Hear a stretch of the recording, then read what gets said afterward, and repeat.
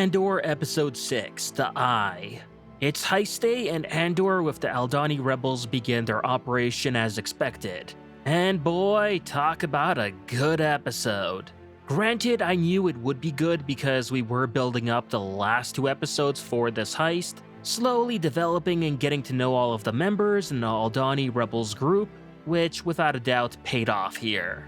Throughout the episode, we see 3 viewpoints. Cassian's group that goes undercover as Imperial Army troopers, Vel and Cinta and their operation to break into the armory first and shut down Imperial communications, and then of course Gorn as he goes about through his day as an Imperial officer and making sure that everything goes without a hitch for the Eye of Aldhani ceremony.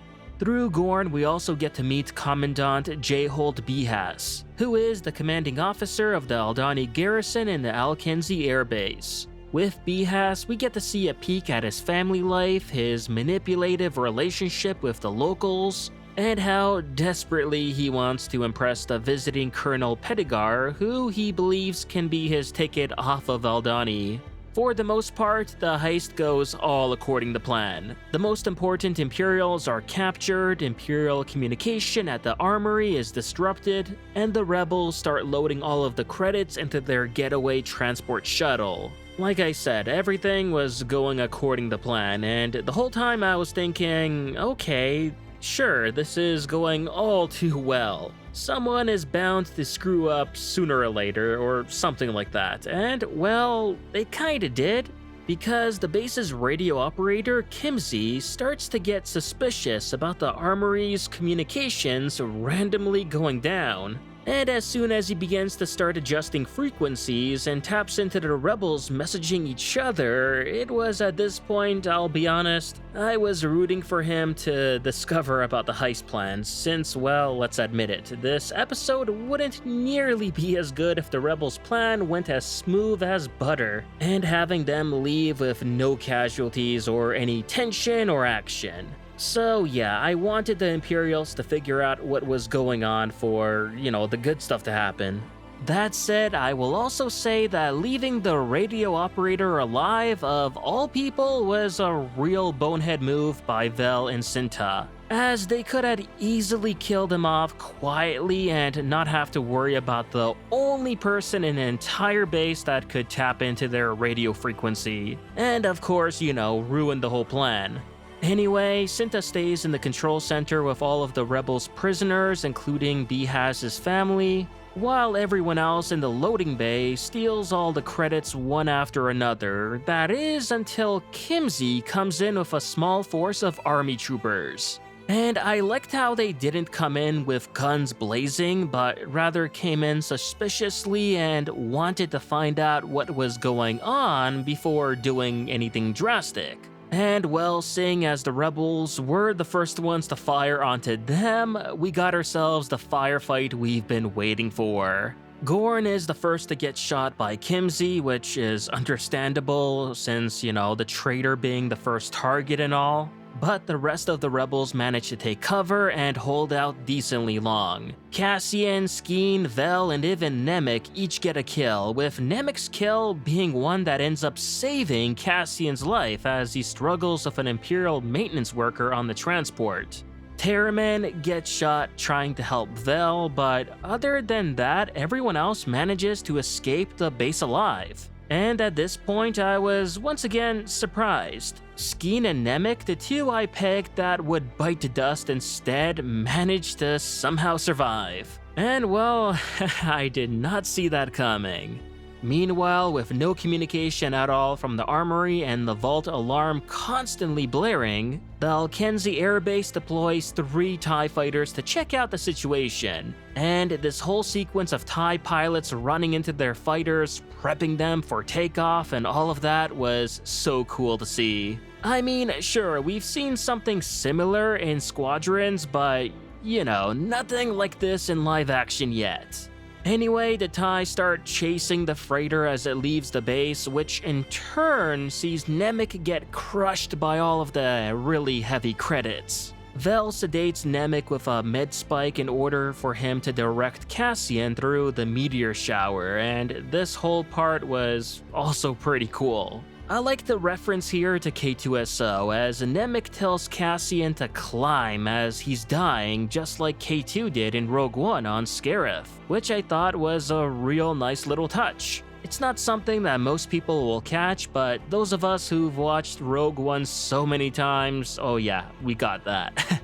Eventually, the group managed to escape Aldhani all in one piece, but Cassian along with Skeen decide to do a pit stop in order to get the seriously injured Nemec a doctor. It's later on where Skeen proposes to Cassian that they split the money in half and leave Vel and Nemec behind, also telling him that he lied about having a brother too, and that he's only looking out for himself. Disgusted by this, Cassian shoots and kills Skeen just like that, which I'll admit I wasn't a fan of at first. Mainly because I was thinking that maybe there was, a possibility that Skeen was simply just testing Cassian. But then I rewinded back to the firefight in the armory and realized that, yeah, Skeen was right. He was only in it for himself, as when Terramin asks him to cover him, the second he runs off to help Vel, Skeen stops firing, which in turn leads to Terramin getting shot. I missed this on my first viewing and simply pegged Skeen for wimping out, but nah, the guy didn't want to risk his bacon for someone else. So after seeing this, yeah, I can admit Cassian did the right move. Besides, he knows if Skeen was willing to betray everyone whom he spent all this time with just like that, then he'd likely try to kill Cassian later on and take his portion of the credits. A risk not worth taking at all, and even had he told him no, then Skeen probably could have tried to kill him just so he wouldn't be outed to Vel. So yeah, a dark decision by Cassian, but a necessary one in the end. Afterwards, we learn that Nemec does indeed succumb to his injury, which I guess makes me kinda right, as Skeen and Nemec did end up dying in this episode. I guess, just not from the heist itself. Cassian then takes Nemec's manifesto and his payment for the job and departs on his way, leaving the Kyber crystal and the rest of the stolen credits with Vel. Like I said, this was such a good episode that it had it all. Good dialogue, tension, action, and amazing visuals. I mean, the Eye of Aldhani was legitimately one of the most beautiful shots in any piece of Star Wars media. It was simply gorgeous to look at, and I can't blame for why all of those Imperials wanted to see it badly too. The tension here was also plentiful, as even though Cassian manages to survive, you don't know who else will, and what will be the next thing that goes wrong.